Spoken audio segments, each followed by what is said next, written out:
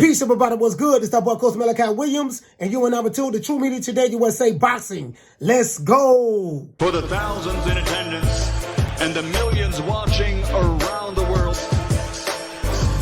ladies and gentlemen, let's get ready to rumble. All right, everybody, check this out. I was looking at a video from Leonard Ellaby, by Leonard Ellaby. Shout out to Fight Hype. They did a good job. And I was looking at another video that Kenny Porter gave. Not Kenny Porter. Calvin Ford. Calvin Ford gave, you know what I mean, to, I think the people of Fight Hype.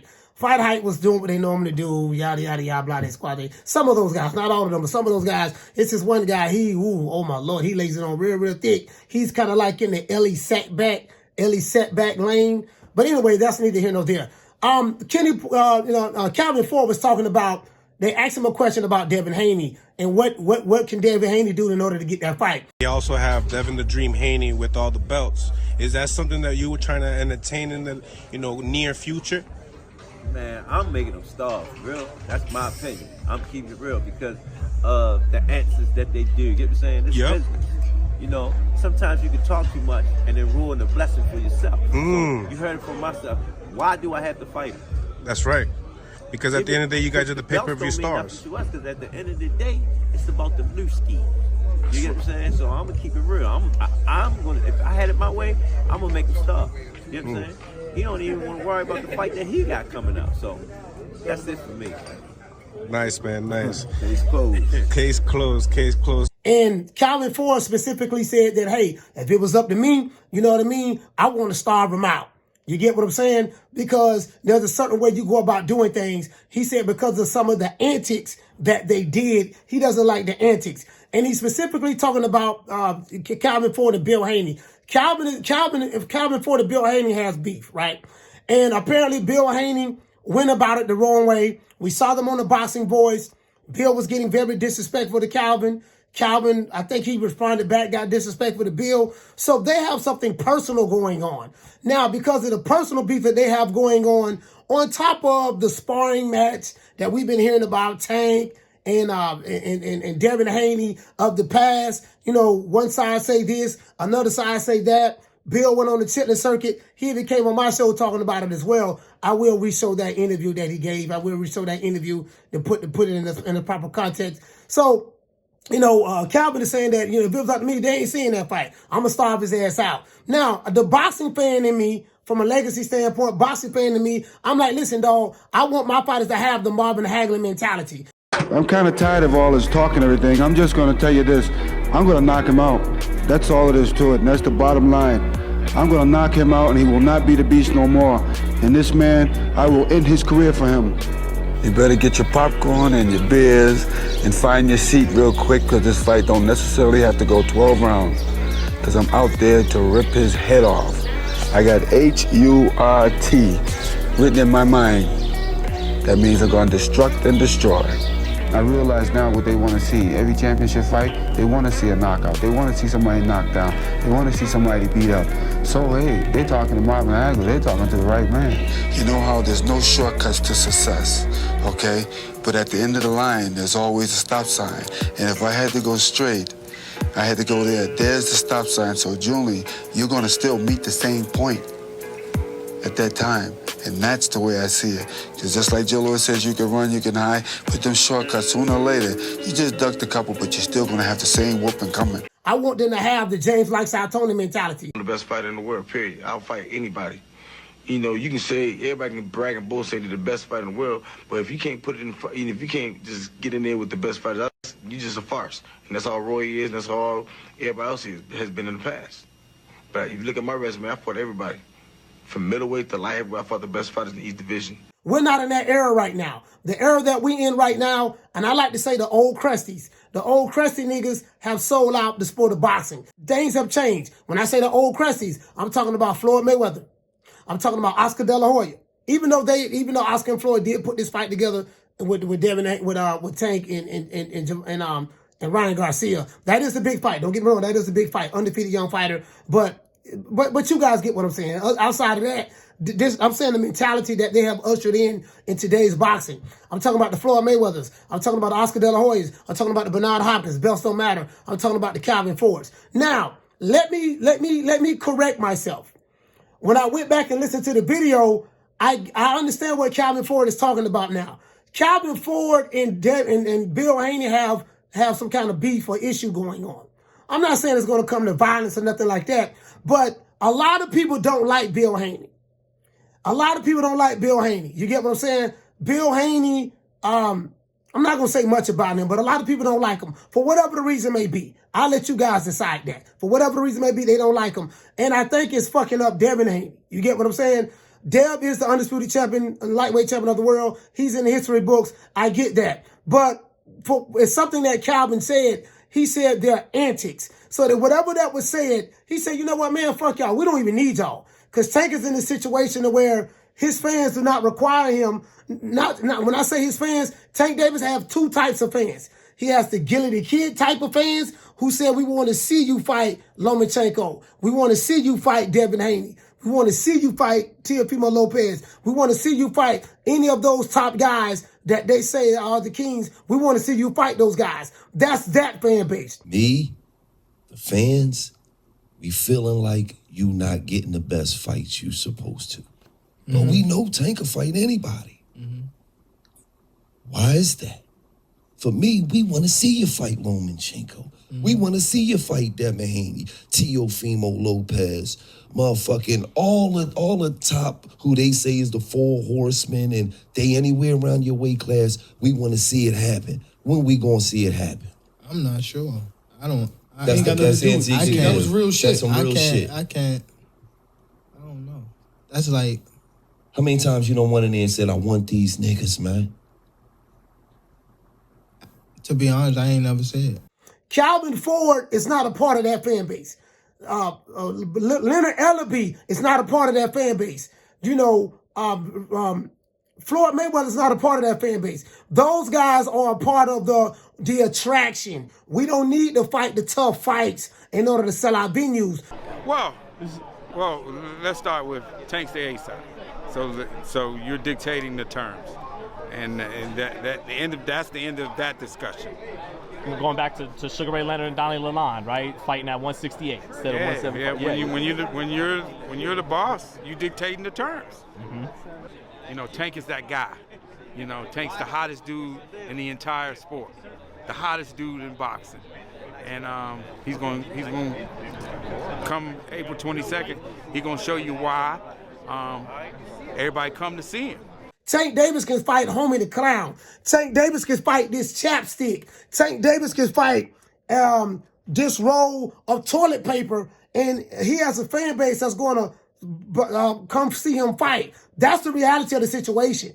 You know what I mean? He's not cut from the Marvin Hagler cloth. He's not cut from the James Lights Out Toney cloth. He's not cut from the Mike Tyson cloth or the Lennox Lewis cloth. Tank Davis is not cut from that cloth. He's cut from a new age social media cloth. You get what I'm saying? That's the reality of the situation, guys. Do I agree with it? Hell no. And I don't agree with, you know, he's the best pound for pound. John Fury even said, I think he's best pound for pound, the best fighter in the world. John Fury, the dad of Tyson Fury, said he thinks Davis might be, pound for pound the best fighter in the world. And what do you think of the fact that guys that got nothing to do with him, overseas, never met him in his life, and they see what I see. Well, how do you determine if a fighter is the pound for pound best fighter in the world? You have to get in there and fight the other top guys. That's how you determine that. John Fury's and those guys, these are the old crusty niggas. They are changing the game. They're trying to change the perception of what real boxing is. And these guys will tell somebody like me, who've been watching boxing for 41 years, that I don't know what the fuck I'm talking about. No, you niggas don't know what the fuck you're talking about. You're trying to change the game, and that's not how it is. You got the game twisted. Now, these guys are talking from a business standpoint. I want you guys to understand the Calvin Fords. Now, Calvin, I had to go back and listen to what you said, and now I see where you're coming from. I see where you're coming from now. You got beef with Bill. So because of your beef with Bill, you like, man, fuck that. We don't care nothing about no belts. From a money standpoint, you're gonna make way more money fighting Gervonta. You're gonna make way more money fighting Tank. And I'm not even gonna allow you to make money fighting Tank. We're gonna starve your ass out and leave you out there on your own. So I get where Calvin is coming from. Do I agree with it? Hell no. If you don't like the nigga, guess what? Let Tank go in there and break the Devin Haney's jaw. If Devin Haney has a glass chin, let Tank go in there and break his jaw. But from a business standpoint, Calvin is saying, you know what? We ain't even going to feed him, let him get no money. You know what I mean? So I see what he's saying. Do I agree with it? No, I don't. But I get where he's coming from. That's something personal with him and Bill. Booger Ray Leonard is saying pretty much the same shit.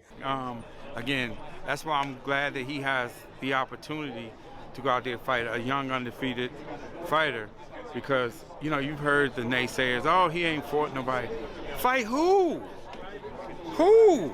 The lightweight title has changed hands 4 times in the last, 2 years? 3? 2 and a half? Lomachenko, Lopez, to Kambosos to Haney. So 4 times. So, what are we talking about? Fight who? They thought Lopez was the guy. They thought Lomachenko was the guy. Haney won the titles. But it's like, at the end of the day, it's like Tank's the guy. He's the guy that everybody wants to see. He like, listen, man, Tank is the A side. Guys like Devin Haney and Shakur Stevenson, they are phenomenal fighters. But from a business standpoint, we are on another level. Those guys are going to have to fall in line. What he's telling Shakur Stevenson and what he's telling Devin Haney, look, if you guys want to fight Tank, you want to be willing to take $500,000 guaranteed. You know, are these guys gonna, if they want to fight him, are they gonna have to understand that at the negotiating table, Stevenson, Haney in the future, that you may have belts, but you're not gonna get 50-50. All those guys are tremendous fighters, man. Yeah. All those guys, but it's levels. And when I'm not talking about the fight level, like them in the ring, but I'm talking about the business. You know what I mean? The business. You know what I mean? It's a big gap and a big difference. You know what I mean? And it's like these 2 guys are the highest paid guys in the division that are fighting on April 22nd. Mm-hmm. That's a fact. Mm-hmm. Yes, it is. Yeah. They both are making more money than the undisputed guy at lightweight, who's also a terrific fighter. So this is what I'm saying is the magnitude of what you're doing.